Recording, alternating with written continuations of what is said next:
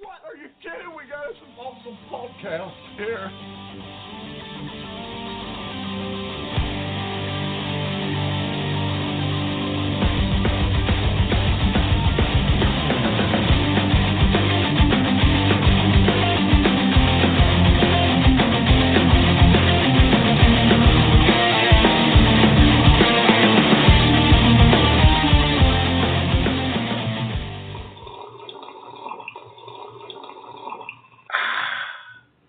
Welcome back to another exciting adventure of Rethinking Revelation. Yeah, it's me, your host, Travis Finley. Did you miss me? Wow, it's like I was in cryogenic state. Yeah, it's just been a crazy new year, 2018. I haven't been heard from since late 2017. I started a new job trucking over the road, and that keeps me out long hours and just was not motivated to try to figure out how to upload and continue on my efforts with making podcast episodes for Rethinking Revelation. But I did do some interviews along the way, and those are in the archives, and I'm trying to put those together right now. This is one of them. This is episode 85, and my interview is with Steve Gregg. Steve's information can be found at thenarrowpath.com, which I will link to this episode information so you can look that up and see what Steve Gregg is all about, what he does. But basically, a while back he edited a book on the book of Revelation dealing with end times, the 4 views of Revelation. And so I had been trying to contact Steve for the longest time, and finally we were able to get together early in February and have a discussion. So that's what this episode is going to entail. Sit back, get out your notebook, take notes, contact me, follow me on Twitter and Facebook at Rethinking Revelation. Look me up, drop me some notes, subscribe, share, and give reviews on iTunes if you would be so kind. That would be awesome. All right. Here we go. Just to give you a little bit of a background to who I am, I've got a master's in divinity from Reformed Theological Seminary. I graduated in 2001, and I was ordained in the PCA in 2003. And I'm no longer ordained in the PCA for theological reasons. I guess probably even about 15 years ago, I wanted to do podcasts because I just enjoy talking about worldviews, talking about hermeneutics and whatnot. So I piddled around a little bit in the past, and about two years ago, I decided to start up a more singular focus on podcasting through hermeneutics, and so I called my podcast Rethinking Revelation, and that was a double entendre. Not only rethinking the book of Revelation, but rethinking all of God's revelation from Genesis to Revelation. And really trying to start in Genesis and set the foundation for arriving in Revelation. So I was a former dispensational Baptist and became Reformed, and went so far as to cross the line of the PCA and to pay the communion, and go post-millennial instead of all-millennial. But probably in the early 2000s, I started to interact with the text in a way that I felt like the text was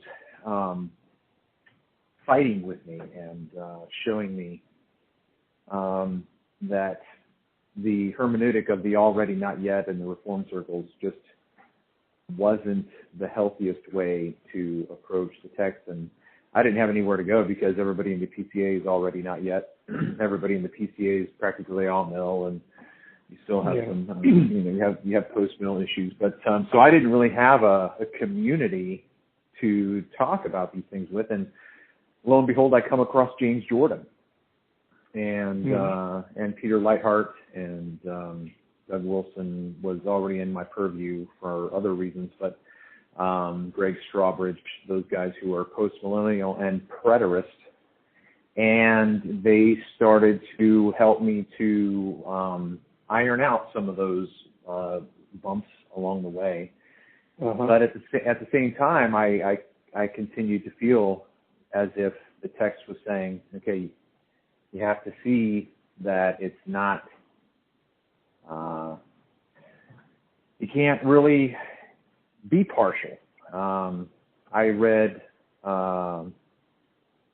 Peter Lightheart's book, The Promise of His Appearing. I don't know if you've read that or not, but no, but I'm familiar with his name. No. It's a fantastic exegesis of 2 Peter chapter 3. But he starts you off in 1 Peter for the context, 2 Peter for the context. And when I shut that book, I knew that I could not be and remain a partial preterist because his argumentation, he proved too much. Okay. So, in all of that, I continue to listen to futurists. I continue to interact as much as I can, and I just keep coming back to the text and saying, yeah, I know what the arguments are, and I just don't think the text allows for it. So what turned me on to you, I think, was I came across a debate that you had with Don Preston. And so I wanted to just kind of use that, as a little bit of a springboard and a background for us to maybe just delve into discussing the hermeneutics of eschatology and just kind of have this be an open forum. I'm not out to, pin you to the wall. I'm here for a conversation and a discussion. And as I tell, everyone that I interact with who, I come across that I say, why aren't you a full preterist? I do that because I believe that if full preterism is wrong, then someone can say something or approach the scriptures from a certain perspective or bring up something that will turn the light off, and full preterism will fall to the wayside where it belongs. So that's why I have discussions, because I don't have them to have arguments. I don't have them to win. I have them to grow and to understand and to develop. And so I thought that it would be interesting for us to maybe try to discuss a little bit of your debate with Don Preston. Now, the one thing that stood out to me that I found interesting was that you gave Don a positive feedback in that you affirmed the cogency of what he was saying. I remember you saying to him in the discussion that you had with him, you said, to my best ability to recollect, what you're saying, Don, makes a whole lot of sense. It makes a lot of sense. You're drawing connections, you're making your points, and I have to admit that what you're saying makes sense. So that implicit within that is a but. So maybe we can pick up where that would leave off and just have a discussion and see where that goes. Sure. Yeah, there's many points that Don made that I said were sensible. Some of them were things I would agree with already. Some of them were things that, excuse me, I had not heard presented and therefore I'd have to think through. But there were some things that I thought were not very convincing also. So, in the course of that debate, there were a number of points, and there were probably scores of points made by both sides. And some of them that he made I thought were pretty good.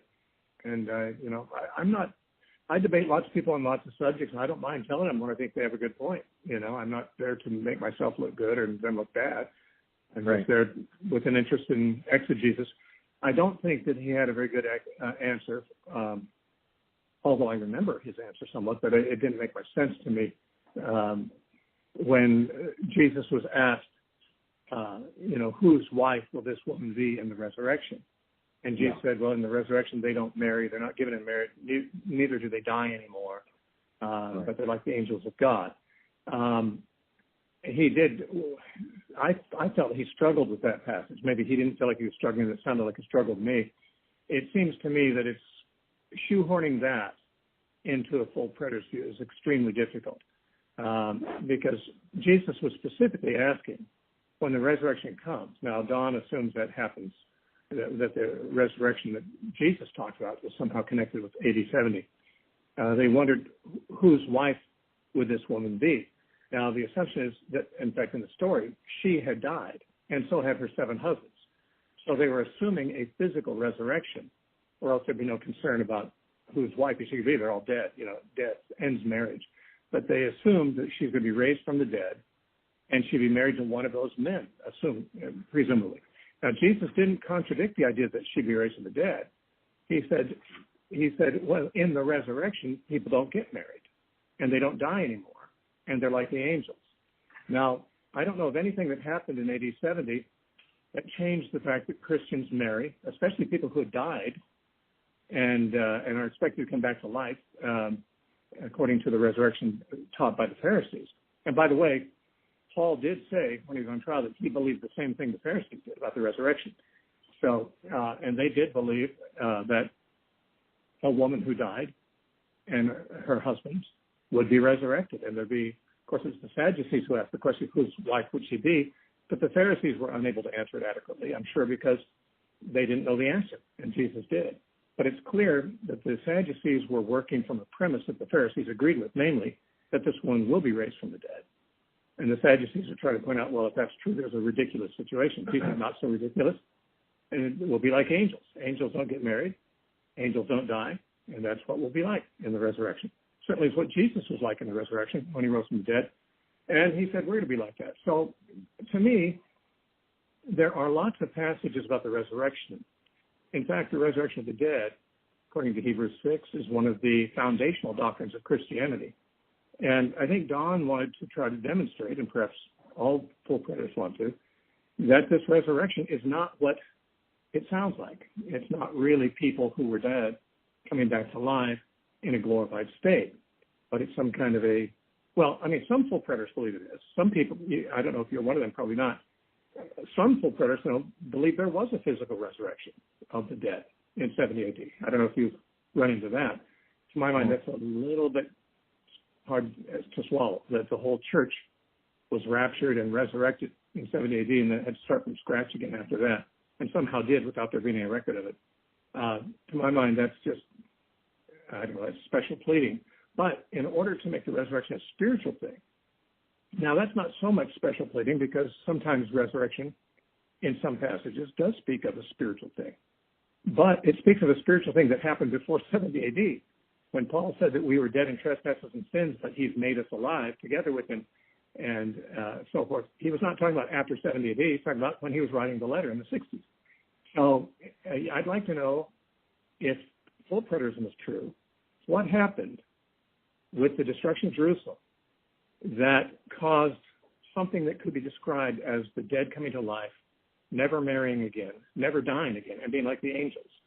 To my mind, what Lightheart might have called tradition, the traditional doctrine of the resurrection, answers that. I don't know of any alternative that does. And when he said tradition, he might have simply said, I don't know what he meant, but he might have meant if all the evidence was equal both ways, I'd still go with tradition because obviously if the church has held it so long and there's no superior case against it, why should I change what the church teaches? That's kind of where I'm at. If there was a superior case to suggest that the resurrection is not a physical resurrection, even though Paul and the scriptures suggest that our resurrection will be like Jesus' resurrection, if there's a superior case to deny that, then I'll have to take that very seriously. I didn't hear Don present one. and I don't believe there is one. And in addition to that particular point, you might want to take things one at a time instead of taking more than one at a time, but you asked why I'm not a full preterist. Full preterism suggests that the final judgment happened on or around the time of the destruction of Jerusalem. And yet Jesus, in his parable of the wedding feast, actually identifies the destruction of Jerusalem in Matthew 22:7. But then he talks about further history after that and another judgment after that. So, in Matthew 22, in the parable of the wedding feast, the king sends out his messengers to his friends, the Jews, to come to the son's wedding. They don't come. So he's angry. He sends out his armies. He burns down their city. A very clear reference to Jerusalem being destroyed. But after he burns down their city, he says to his messengers, go out far and wide to the highways and byways and bring people in. And he speaks of a time when they have done this and the wedding is furnished with guests. So there's been a time period after the fall of Jerusalem where guests are being brought in from all over the place, Gentiles obviously, and that the feast becomes full. And then after that point, there's another judgment. The king comes and he examines the guests and kicks some of them out into outer darkness because they didn't come on his terms. So Jesus does not line up the end of Jerusalem with the end of the world. It's not the end of history, and it's not the end of eschatology either, because Jesus talks about further evangelism after the destruction of Jerusalem and another judgment of those who haven't evangelized. I mean, these are just a couple of things. Most of what full preterism says about various scriptures can be taken either way. And I have to say that I'm open-minded enough to think when we read about the wheat and the tares, for example, and the angels gather up the wheat into the barn and cast the tares into fire, I could see that either way. I mean, I'm a partial preterist, so I could see that as a reference to a judgment between the elect and the non-elect Jews, and in the transition between the old and the new covenant and so forth, or not, because the wording can as easily be understood to be a reference to another judgment at the end of the world. Most of the passages are not definitive between partial and full preterism, but there are some that seem to me are, and those ones, the ones that are clear, have to color my interpretation of the ones that are more ambiguous. I'd say that. Yeah. So in this kind of discussion, the difficulty is that it's a multiple web of contact, so that if you touch one point, it vibrates and resonates at another point, so that there are so many different things that you've brought up that are issues that we do need to address and do need to deal with. The place that I think that I would like to begin in terms of simply responding to the perspective that you presented, which again I think is a typical evangelical eschatology in terms of something that's not dispensational, a little bit more refined in that area, and that I think would be what Christ came to do. And I want to say this in that fashion because what I'm going to say is the umbrella under which everything else takes refuge. So when Christ says in Matthew 5 that he doesn't come to destroy the law but to bring it to fruition, that's the way I would say it. I used to say it in this way, that he fully fills it up with meaning. That's what fulfillment means, that he fully fills it up with meaning. And that is that Christ came to bring an end to what God began with Israel under the law. So that everything that happens from Genesis to Revelation is Toranic. It is related to and subsumed under that umbrella. So when we then, who are Westerners to a certain extent, if we don't know that umbrella, then when we come to certain parables or certain passages, that speak in a way that we can take ambiguously, but we don't take it eschatologically. And by eschatos, I'm placing that term in terms of the telos, that is in terms of the fruition, that is that God began something, he brought it to fruition, Christ came to bring an end to that which was begun by completing it, and there is residual echoes and effects that happen throughout history after that, but ultimately AD 70 is the end of Genesis to Revelation. So when we talk about resurrection, it's under Torah. When we talk about new creation, it's under Torah.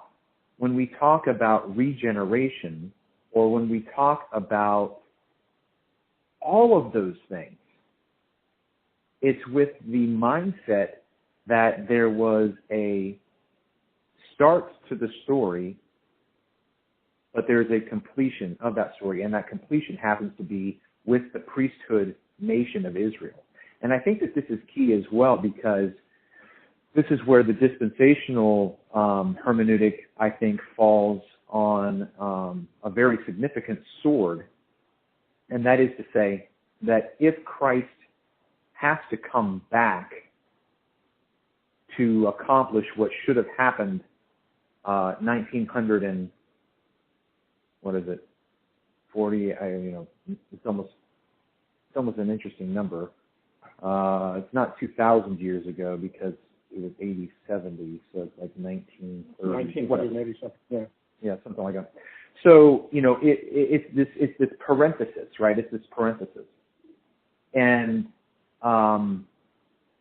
what we need to understand is that the reason why that is purported, the reason why someone would purport a dispensational view is because they are, to put it bluntly, clueless about the story itself. They think that when the Bible says this, that it means that. But it doesn't.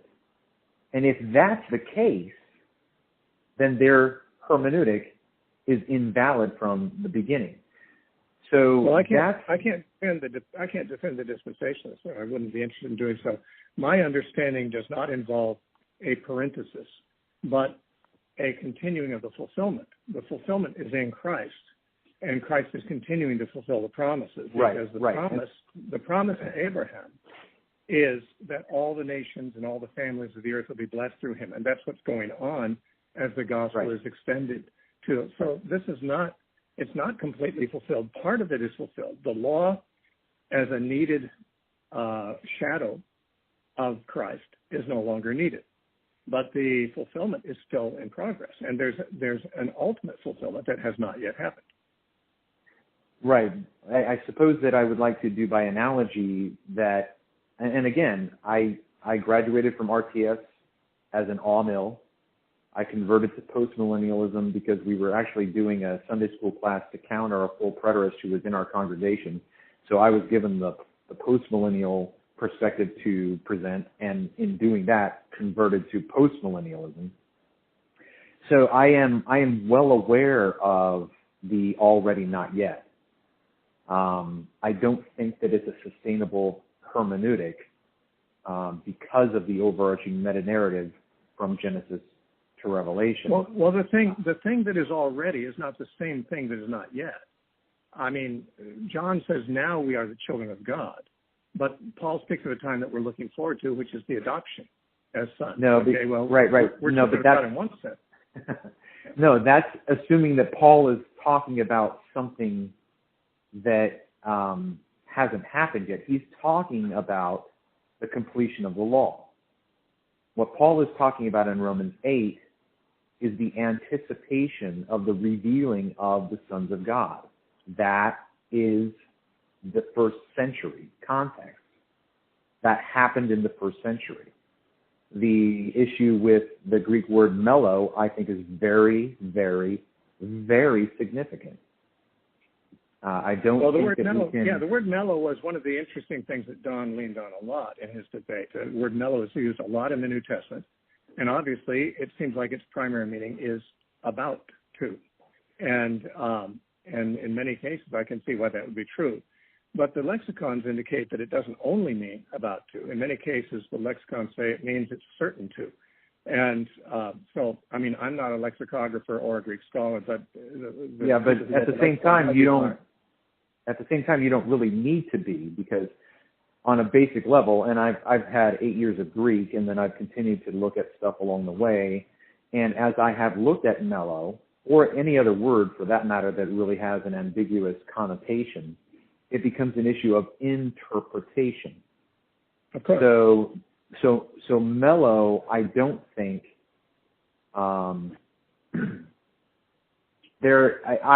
have found it difficult to maintain an interpretation of mellow where we can put certainty on this text and not on this. I actually have notes, I don't have them with me right now, where I went through certain texts using Kittle and BA. Well, the point I'm making is the same one you're making, only I'm reaching a different conclusion, apparently. What I'm saying is mellow can mean it's about to happen, or it can mean it's certainly going to happen. And the determination case by case has got to be based on interpretation of the term in its context. And so, of course, the question then becomes, what is the context? And if, if the creation being delivered from the bondage of decay happened in AD 70, then that really was about to happen when Paul wrote that. If creation hasn't yet been delivered from the bondage of decay, then it wasn't about to happen at the time. Right. So then we can deal with that. So that becomes an issue of what Paul meant by creation, right? Well, I realize that Paul does sometimes speak of the new creation as what Christ has brought about, but he's talking apparently about old creation. Yeah. Well, I don't think it's apparent at all, because what happens in that is the difficulty of selective, as you said earlier in your opening statements, special pleading. So that we make a special pleading for this case to be different than the rest of the New Testament. So again, my context for the rest of the New Testament is the end of Torah. So that creation is under that umbrella. What the Bible means by creation, what the Bible means by the new heavens and the new earth, is the way that we ought to understand what Paul means by creation and what John means in Revelation. I'll simply tell you why I'm not buying this particular line of argument, and that is that it's one thing to say the whole of the message of the New Testament is about the end of Torah. It's another thing to really point out from the text that is necessarily the whole thing. The end of Torah did not bring about some of the things Jesus predicted, like the meek inheriting the earth. In fact, except for the fact that you're having to address those terms in an interpretation that you think is correct. And because, so are you, which makes it sort of the same. Right. Yeah. Sure. No. I'm acknowledging that I am following to the best of my ability the hermeneutics that I'm purporting. Yeah. But I don't feel that I'm special pleading in this one case and in this one case. I'm saying to you that I can say that the meek did inherit the earth in terms of how we need to understand that language under Torah, in the same way that I'm going to say we are in the new heavens and the new earth right now, okay, because of what Christ accomplished. So you can think of the spectrum of people who are comfortable with that and who are not comfortable with that. There are people to the far left who would say, no way. There is no way we're in the new heavens and the new earth, buddy. And then there's Peter Leithart who's like, yep, we're in the new heavens and the new earth. Mm-hmm. But he's an already not yet. Also, I know that you say that you deny the dispensational parenthetical hermeneutic, but the already not yet, I don't care what you say because I've wrestled through this. The already not yet is a parenthetical if you care what I hermeneutic. say, then you don't need to interview me, but I do have something to say about that. Sure. What I have to say is that what is already is not the same thing that's not yet. Of course, it's nonsense to say that something is already and the same thing is not yet. That's just self-contradiction. if we say that something has been initiated and its end is not yet happened yet, and then you're not talking parenthetical. You're just saying there are signposts in history that are passed along the way to the final end. One of those signposts was the end of the old covenant order and of the law. It's not the last signpost because the history is still going on and God is still doing a work. The question is, how does that work end? And where every time I've asked a full preterist this, the impression I've gotten is there is no actual end of the world in full preterism. Just everybody lives their own life and either goes to heaven or hell, so that the world never ends. The devil never is punished. That is, he's never, wickedness is never defeated finally on the earth, and God just has to live with this gray world forever and ever and ever. Whereas I understand the Bible to teach that our destiny is not in heaven. The Bible doesn't first say that Christians are going to live forever in heaven. The earth is where God made man to live.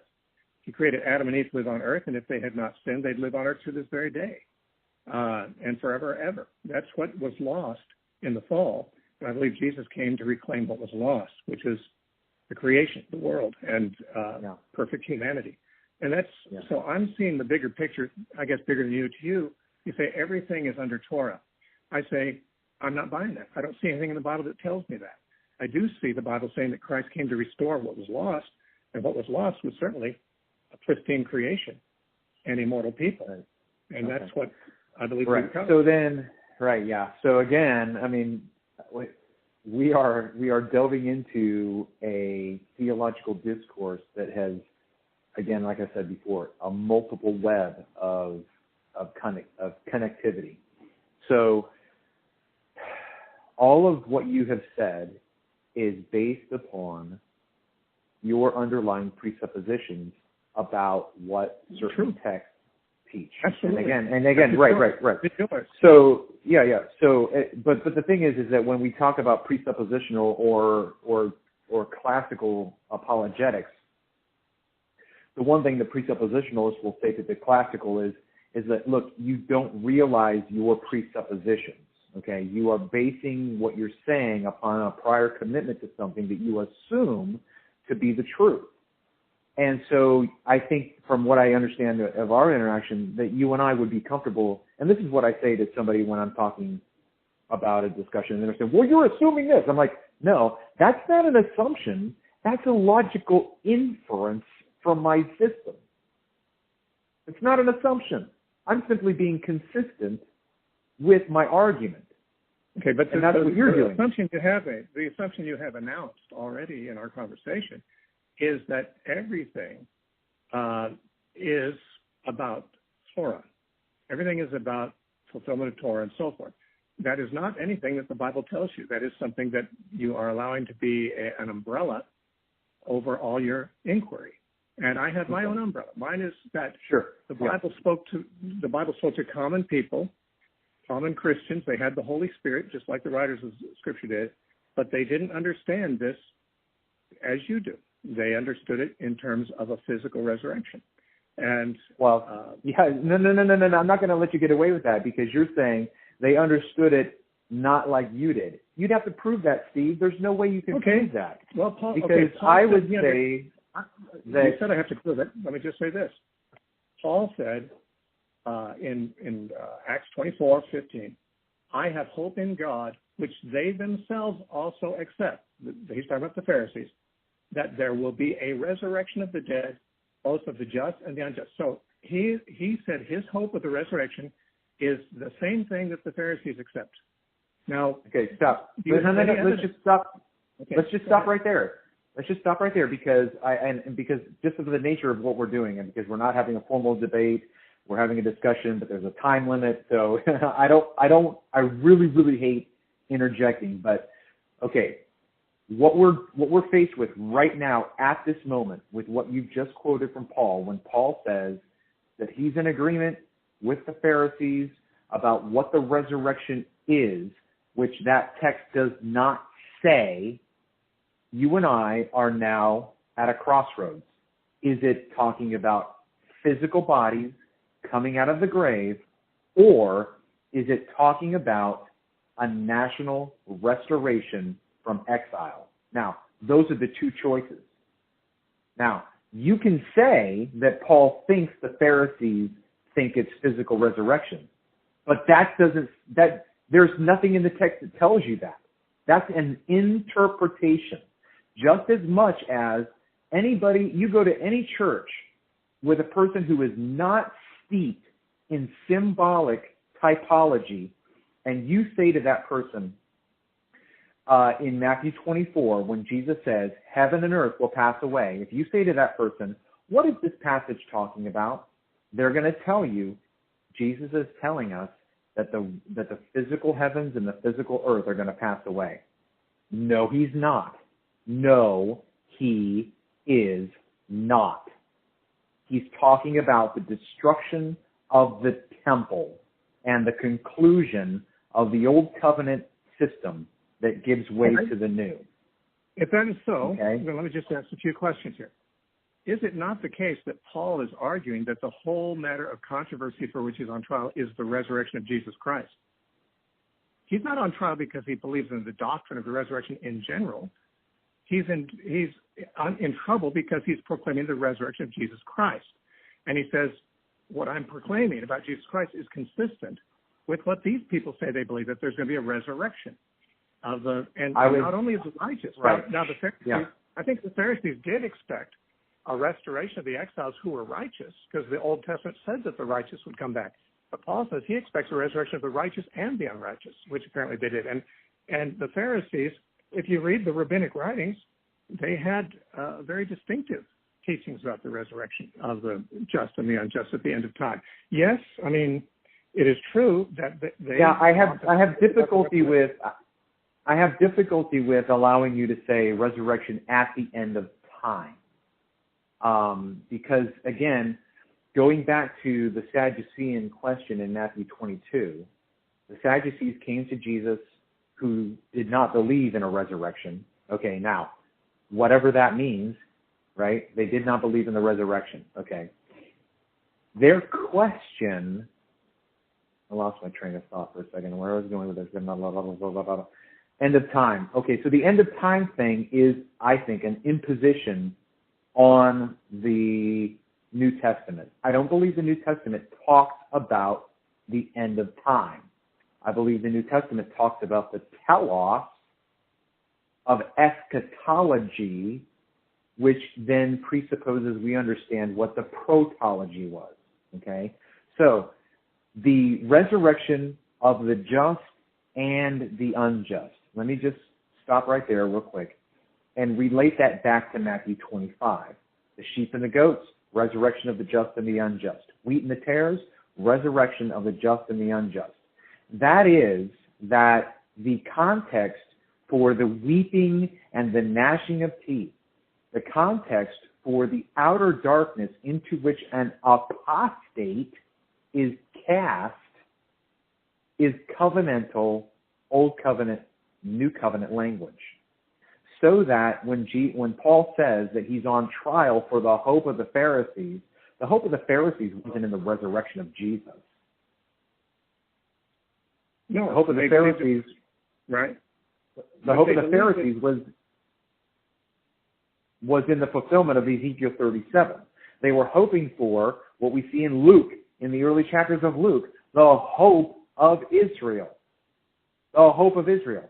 So, again, when it's so hard to do this, Steve, and I don't try to, I'm really not trying to be belligerent, but the opening chapters of Luke, that is the context for the whole rest of the New Testament. The hope of Israel. They didn't have a hope for resurrection at the end of time. They had a hope. There was more than just the hope of Israel. You have to prove that. You have to prove that. I will. There was also the hope that Abraham's promises would be fulfilled. And that's not what Israel was looking forward to, not the way Paul understood it. Paul understood Christ winning the nations is the way that the promise to Abraham would be fulfilled. Let me just say real quick. Okay. Let me just say real quick that I acknowledged that early on in my statement that while I affirm a robustly preterist, I don't call myself a full preterist. I have an essay which I've written that I'm arguing that Olivetian should be the new preterism. That is that I believe that the entire New Testament is fulfilled, but I also believe that the fulfillment of Abraham's promises is accomplished through the proclamation of the gospel throughout the whole world. So I do not deny that after AD 70, the gospel continues to be preached to the nations. And can you maybe tell me what, because I'm curious, can you tell me what did change for the church in 70 AD that would be described in the terms that the Bible speaks of in the resurrection? In what sense do Christians after the 70 AD, they don't die anymore and they don't marry anyone? In what sense did that happen in 70 AD? No. Yeah, right. Okay. So again, that is Toranic. Okay. So when the Sadducees ask that question, they are asking a question about the Levirate law. Yes, they are. That's the answer. That's the conclusion. That's the context. No, it's not the answer. That's what Don said, and to my mind, it didn't address the question even a little bit. You see, it is true they asked something relevant to the Toranic law because they were Torah scholars, and of course that's what they're going to ask. But what they're saying is, under the Torah law, the woman who has had 7 serial husbands is dead, and when you Pharisees and you Jesus believe the resurrection is going to happen, who's going to be her husband? Now, they're not asking anything more about the Torah except how would that Torah law fit into the resurrection is what they're really asking. And he answers without any reference to Toranic law. He just says, in the resurrection, they will not marry or get married. They're like angels. Okay. Now, how did that happen? When you say that he answers the question without any reference to the Toranic law, I would say that's false. Because the context for understanding the resurrection is Torah. Where in the Torah do you read about the resurrection? I find no reference to resurrection in the Torah. Do you? Well, okay, this is going to be a completely whole other episode for us to discuss. I mean, I really don't. I'm really at a loss as to how to answer your question because. Well, it should be. If the Torah is about the resurrection, why is No. I don't have a problem. I don't have a problem answering your question. My conundrum is I don't understand your question because you should know the answer already. So okay, the whole typological directly. Just answer me directly. I don't know the answer. Okay. Genesis 2 teaches the resurrection. Genesis 2, Adam is Israel. He is killed. He is cut in half. He is brought back to life as the bride. That's resurrection. Okay? You have Abraham with Isaac. That's resurrection. You have the entire Levitical system where a worshiper brings an animal symbolically dying and then being transfigured into a man as the priest who then goes into the holy place and into the Holy of Holies as a substitute. That's all resurrection. That's all very ascension. imaginative. That's not obvious in the Torah. That's all imaginary. I mean, it could be true, but it's very imaginative. Yeah. It's not It's not imaginative. It's not speculative. It is typological. I believe it is. Okay. So I believe that's fine. That's fine. And I'm the one that was called to be interviewed, right? I'm just telling you, I'm not buying it. So if you don't want to, that's fine. I didn't call you to convince you of anything. I'm saying you're trying to convince me, and I'm not convinced. I think you're using your imagination far too much. Well, are you familiar at all with James Jordan? I haven't read James Jordan. I know he's quoted by preterists a lot. Yeah. I would strongly encourage you to start to read James Jordan. Okay. The way that I began my podcast series was by reading one of his essays. And in his essay, he lays down his argument for hermeneutics by saying that Genesis 1 is the Beethoven's Fifth Symphony for the rest of Scripture. Bum, bum, bum, bum. blah, blah, blah, blah, ba-da-da-da, ba-da-da, ba-da-da, all that kind of stuff, right? So what he says is, we need to understand that what begins in Genesis is echoed and broken and rebuilt and reversed and sped up and slowed down from Genesis to Revelation. So the fact that, I could say this in this way. So let me ask you this, Steve. Are you comfortable with the interpretation of Matthew 24, that when Jesus says, heaven and earth will pass away, but my words will not pass away? Are you comfortable with saying that heaven and earth is symbolic of Israel and Jerusalem? It could be, but it's not obvious to me that it is. Okay. All right. That's the imagination of James Jordan. Because he's going to say to you, Steve, if you were having a conversation with you and he's like, dude, you don't know how to read the Bible. Because if you did, you would know that heaven and earth in that passage is not talking about. And you know why, Gregg, Steve? Is because the context that Jesus gives is this generation will not pass away until these things take place. Now, this generation, he mentions that before he mentions heaven and earth passing away. When he says it's all the same context. It's all the same context. Exegetically, it seems to me that when he says all these things, he's referring back to the things he said. He's not referring to things he's not yet said. Okay, the disciples said, when shall all these things take place? Right. Right. That's what he said. What are they? Generation what are they talking about? Things fulfilled. What are they? They're talking about the destruction of Jerusalem. But the Jesus, disciples. I'm Jesus sorry. Never.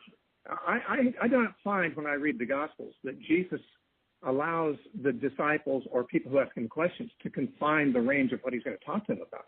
They'll say, Lord, are many saved? Are few saved? And he'll go off on a rant about something that they didn't ask him. He doesn't even answer the question. There are times when he says, okay, I'm going to answer your question, but I'm also going to go on and tell you more than what you asked. And I believe that there's a possibility. I only mention it as a possibility, but it certainly is a possibility, that once he is told that this generation will not pass before all these things happen, that is the destruction of the temple that he's been describing, that if he says heaven and earth are going to pass away, but no one knows the day and the hour of that day, that he could be... That's not what he says. That is not what he's saying. He did not say... That's what he says. That's what he says. He may not mean it. That's your argument, yeah. That's imaginative, Steve. There is no way. Okay. Well, I'd like you to prove. I'd like you to prove and establish. We use our imagination when we take something symbolically, and we may be right. There's nothing. No, that's not right. No, that is not. No. That okay, is not correct. Okay, I'm going to have to answer you this. When we take something literally, we're not using our imagination. When we say this isn't literal, we are using imagination. It may be correct imagination. We may be right, but we are. It doesn't take imagination to take something literally. No, that's the nature of language. Language is symbolic. When I say to you, I'm talking to you on the phone, that whole construct is symbolism. That's not imagination. You don't have to tell me that symbolism is very common in language. I teach this myself, and you may have noticed I wrote a book on Revelation about how symbolic it is. I'm aware of symbolism. What I'm saying is that when you take something symbolically, you're taking it differently than when you take it literally, and it might be the right way to do it. But it's not always the right way to do it. Sometimes when I say we're talking on the phone, that's symbolism. Yes, I'm not on the phone. You're right. Except in the sense that the term has always meant. So I guess no. Yeah. So even there, I'm not going to go there. I am not saying that we are on the phone. I'm saying the word phone is a symbol. Okay? So here's another rabbit hole for us to go down in whatever time we have left, and I'm fine for wherever we're at. But Genesis 1 is not about the creation of the physical heavens and the physical earth. It is not. That is another rabbit hole. And since we don't have very much time, why don't we deal with the points I brought up at the beginning, because you haven't answered them. Okay. Instead of taking an entirely different direction. So I asked you a number of times, what happened in 70 AD that can be symbolically or otherwise described as Christians no longer getting married and never dying and Okay. All right. And being like the angels. How are we like the angels after 70 AD and we were not before? Okay. The only way that I can do this justice, in a sense, is to say that when the Sadducees tried to entrap Jesus by saying, in the resurrection, whose wife will she be? Jesus said basically, and I'm going to paraphrase and interpret, you guys are idiots. First of all, you have no way, no, that's not the way to say it. You guys are idiots, first of all. That's what it says in the Greek. You guys are idiots. You do not know how to interpret the law. That's what Jesus said. That's what he meant. But then he affirms what he meant. Yeah. No. Just let that sink in. Just let that sink in. Because their question then is nullified. Because their question then about the physical resurrection is nullified, Steve, because Jesus says it's not about a physical resurrection. He does bring up the Levitical. He does not say that. You have to squint, Steve. You have to read between the lines. Well, listen, we read between the lines according to our prejudices, and I've got mine and you've got yours, but you haven't given me a good reason to accept yours. I'm trying to. Okay, that's fine. That's fine. You don't have to accept it, but I want you to hear it. Okay? I don't. The Sadducees bring up the Levirate law. Jesus addresses the Levirate law. No, he does not. He does not address the Levirate law. He does not say a word about it. How can I answer your question if you're interrupting me?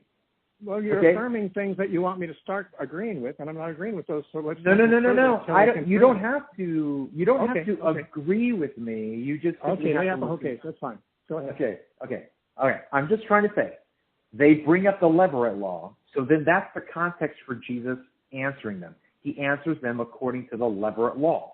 Basically, what Jesus says is this text that you're bringing up is eschatological.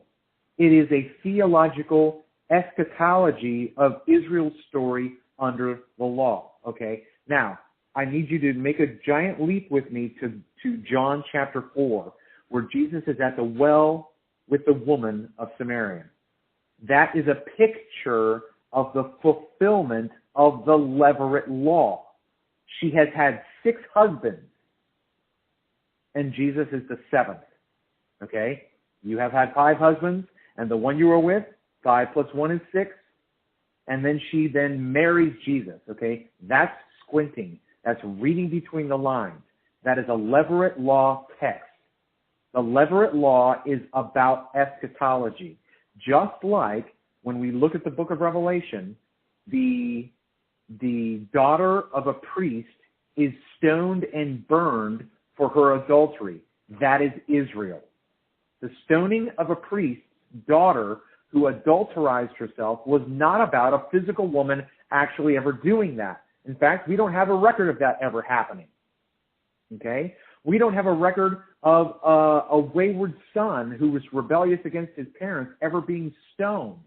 All of those laws are eschatological to justify God's destruction of his apostate son in AD 70. Okay.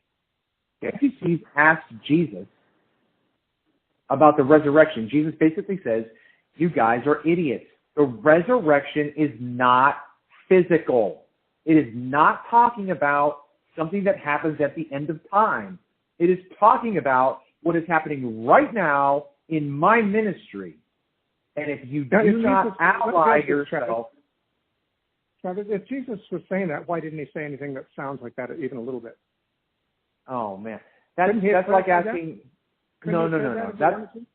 He could have, but that's like asking, well, why didn't he just say, I tell you the truth, that Jerusalem will be destroyed, but my words will never pass away? Well, he did say that. He did say Jerusalem will be destroyed on several occasions. He said it very plainly. And he also used, of course, apocalyptic language in some of his language, which would be familiar to them as apocalyptic language. But when he said in the resurrection they don't marry or are not given in marriage, I don't see anything in that that is saying what you're saying. That's because That's because in the resurrection for you and me right now, Steve, because we are in the new creation, we are in the regeneration, we are in the new creation, we are in the new heavens and the new earth. I've got no problem. Then you and I are not subject to the lever of law. We do not but any longer. Yes, he did. You have to read between the lines. Well, I want to hear what he said. I'm not reading my own meanings into it. Listen, all I can say, Travis, is nothing you've said is exegetical. It's all saying Adam and Eve. That's the resurrection. The creation of the heavens and earth. That's not really the physical creation of the world. Well, you can say that if you want to, but it's speculation. It's not exegesis. And when you say Jesus wasn't saying. Jesus wasn't saying what he said he was saying. He was saying something that I'm saying, which isn't what he said. But that's not exegetical. You can say, I think he meant that. You could say, I think Jesus had a doctrine like mine, and therefore he had to mean something like what I'm saying, even though he said entirely different statements. You're right. Steve, you are absolutely right, brother. Okay? We are both arguing from our presuppositions. We're arguing from our hermeneutics. The situation is that I'm saying the same thing to you that you're saying to me when you say the resurrection was about the end of time. No. Well, you're imposing. Jesus said it was on the last day. Jesus said it would be on the last day. The last day of what, Steve? The last day of what?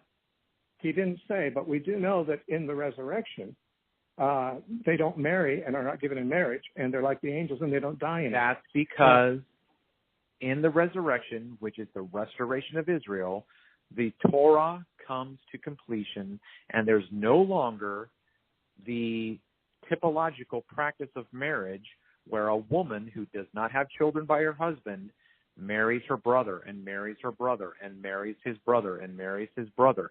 That and people don't die anymore. Negates. And people don't die anymore after 70 AD? Right. We are talking about what death is.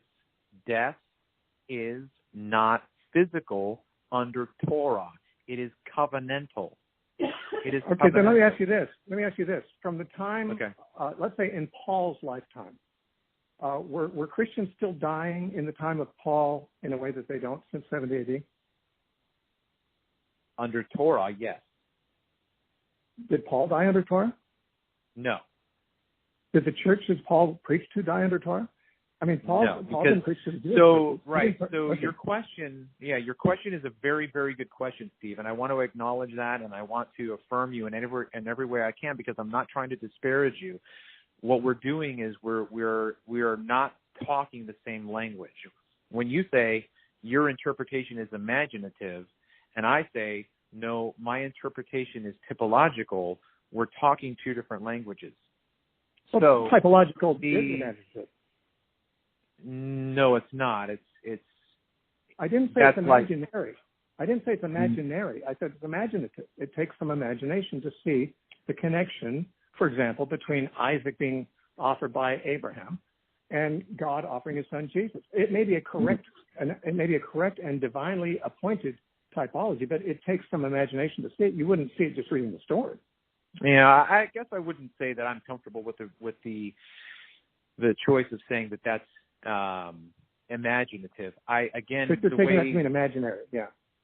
No. I think that it's simply a way of understanding dialect. That is, this is the way the Bible speaks.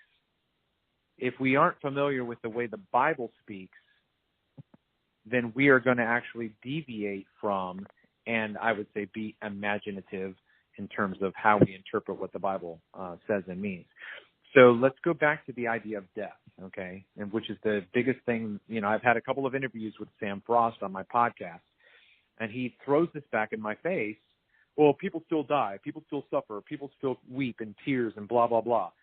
Okay, that is Psalm 102, okay? Psalm 102 is the depiction of a person who is under the judgment of God because of his violation of Torah, and there's sorrow, and there's suffering, and there's death, okay? That is the context in the New Testament when we see in Jesus' parables of the weeping and gnashing of teeth and being cast into outer darkness. That is death. That is the second death. The second death is the covenantal curse.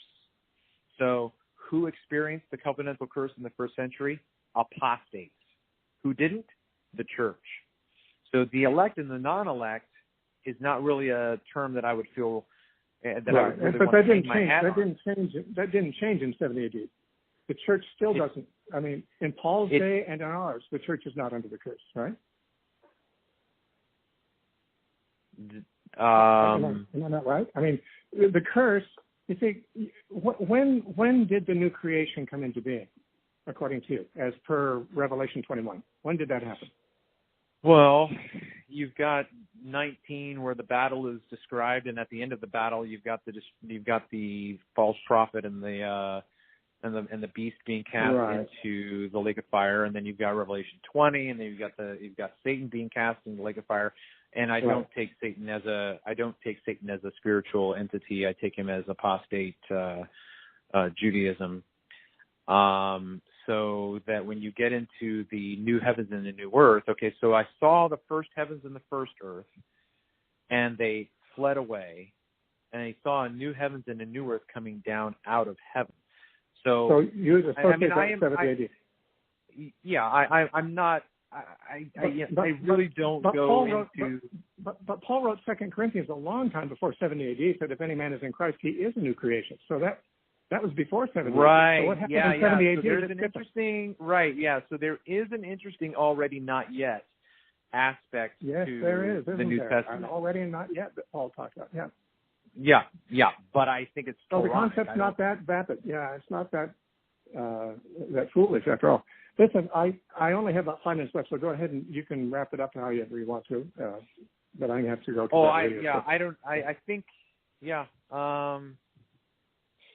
I think for me the issue is understanding how the Bible begins. So I believe the Bible begins with a depiction of Israel that is presented as creation. In Psalm 102, I think that Psalm 102 is a very important passage because the writer of Hebrews quotes it in chapter 1. And there's a reference to, I think Psalm 102 says, "For from of old you laid the foundations of the land."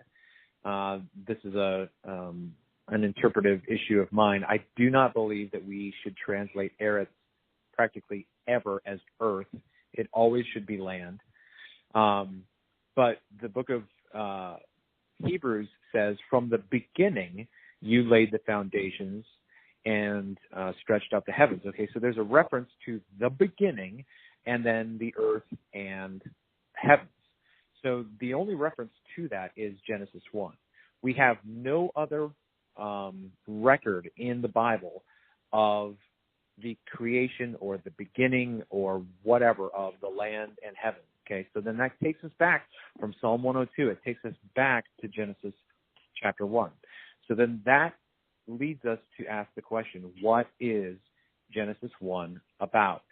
Genesis 1 is about the story of Israel under the history that God has placed her with the festivals leading up to the incarnation. I believe the incarnation is the focus of the entire Torah, because the incarnation is not simply for Israel, but for all of humanity. So the issue with the story that we've referenced a little bit, you referenced it earlier, Genesis 2 is not about the first humans sinning. It is about Israel under Torah. So when Paul said that he was afraid that the Corinthians might be deceived by the devil the same way that the woman was deceived in the garden, he didn't see that as the beginning of sin. He didn't see that was something else.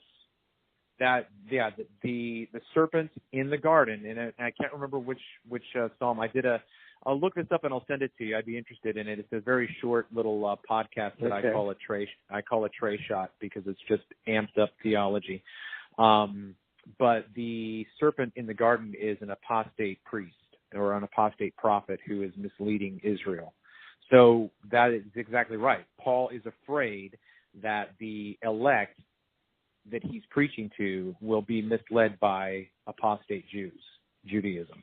Yeah. All right. Well, I just have to say, I appreciate you sharing those things with me. I have to say that they sound non-exegetical, most of them. I mean, frankly, the parts of preterism that I adopt, I do on the basis of exegesis. The part that I don't accept of full preterism is where the exegesis breaks down, and that's what I believe has happened here. Right. Now, I know you said I don't know how to read the Bible, and maybe I don't. I've done no. I didn't say that. I put those words into James Jordan's mouth. Oh, okay. Yeah, I'll accept the fact that I may have a great deal to learn. I've been learning all my life, and I have more to learn still. But I've been doing very little but read the Bible for the last 60 years, and so I mean, if you can't learn how to read it in that length of time, you're kind of hopeless. And maybe I am, and that would mean there'd be no. No. I don't want to impugn your character at all. I don't believe that you don't know how to read the Bible. And what I would say though is, I really, really would encourage you to get a hold of James Jordan through wordmp3.com. There's a lot of his lectures and his writings available. The thing that I would say is that in closing, is that you acknowledge that there are certain things that push you toward preterism. What I discovered for myself, and again, that's subjective, what I discovered for myself was that I couldn't stop what pushed me toward preterism from pushing me further toward preterism. That is, it made. Well, I've looked at that very much. I've had many of my students ask, why not be a full preterist? And I've said, well, I've looked at it. I've tried to see if that's the way I need to go, because I went from dispensationalism to historic premillennialism to amillennialism. I'm not postmillennial, but I'm a optimistic amillennialist, and so Gary North would say I'm a closet postmillennialist. And and frankly, I've changed radically enough that I wouldn't mind changing the final step. But in the 20 years that I've been a preterist and looking at those things and trying to read the full preterist and so forth, I'm seeing, I think they have simply crossed over because of a fascination with the ability to see everything fulfilled in 70 AD. What I think is this. People say, well, how can you be a partial preterist? You have to be a full preterist. Why? When I was a dispensationalist, I was already a partial preterist because I believe there were lots of scriptures that had been fulfilled in the past. I believe that Jesus fulfilled a lot of scriptures when he was in it here. Even dispensationalists believe that. A preterist is just someone who takes a past fulfillment of scripture, and everybody takes a past fulfillment of some scripture. And what happened when I became a partial preterist was that I saw a past fulfillment of a number of scriptures I had not previously seen, and I saw it based on the exegetical evidence, as well as, of course, becoming more aware of what happened in 70 AD, which I didn't know when I was younger. But I mean, knowing what happened and also comparing scripture to scripture, I had to become a preterist about some of these passages. There's no other way. But when I look at the passages that we've been discussing, I'm not seeing the slightest exegetical reason to go that direction. Yeah, it's interesting because the issue is simply, it's like, you know what, I really don't like that song. But then after hearing it a few times, you find yourself whistling it and singing it, and then all of a sudden you like it. Everyone's different. Everyone comes and everyone doesn't come based on so many different facets. So, I think that's one thing that helps me be patient. And not condemning and not, the arrogant Calvinist who condemns the Arminian and all that kind of stuff. I understand my own frailties. I understand my own proclivities to be blinded. So I guess what I'm saying is that I don't hold it against you for standing your ground. I try to take my podcast and say things the way that I say them because I believe that everybody is one from so many different angles, and so I try to say these things from those Let me ask different you angles. let me ask you a practical question. Sure. How do you think my life as a Christian would be improved if I came over to full preterism? I think that your understanding of reading the Bible would improve. I don't think that. But how would my life improve? How would my life become more godly? How would I become more of a better follower of Jesus? I don't think that answer precludes the reality of hermeneutics. That's okay, like, but I guess what I'm saying is, if it wouldn't change the way I walk with Jesus, then it may be a change I still need to make just in the interest of accuracy. But I can't imagine it's something I need to get excited about.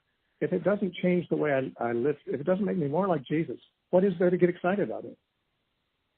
Yeah, I don't think that is a valid. That's the way. I hear you about everything. Yeah. Mm-hmm.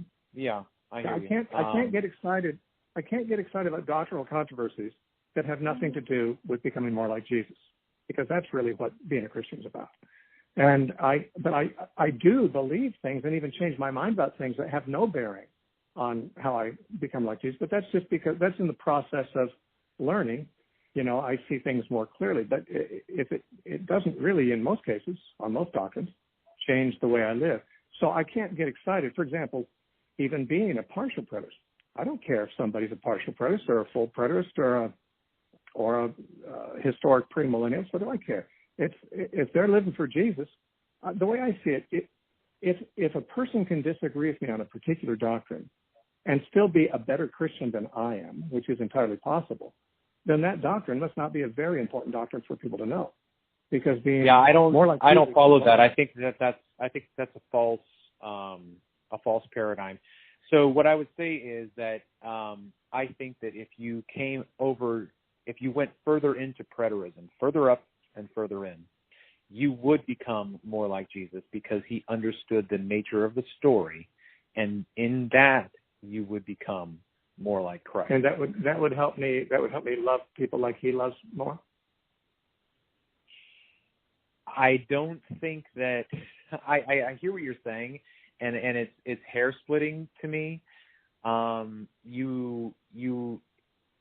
no, to me, it's the opposite of hair splitting. To me, it's the opposite of hair splitting. To me, hair splitting is when you get all excited about a doctrine that doesn't have anything to do with how you follow Jesus.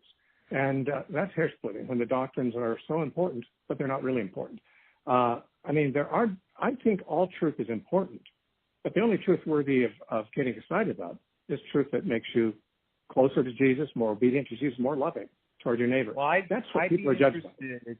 I'd be interested in seeing your graph of what a person needs to know and understand at base that makes him more like Jesus, and then get rid of everything else.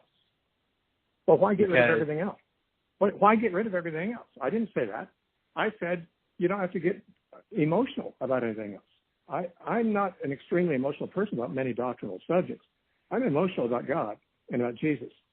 When it comes to eschatology, I've never been emotional about that. I figure, a person could be just as good a Christian believing one way or the other, but I still want to believe the right thing, and I do. Yeah.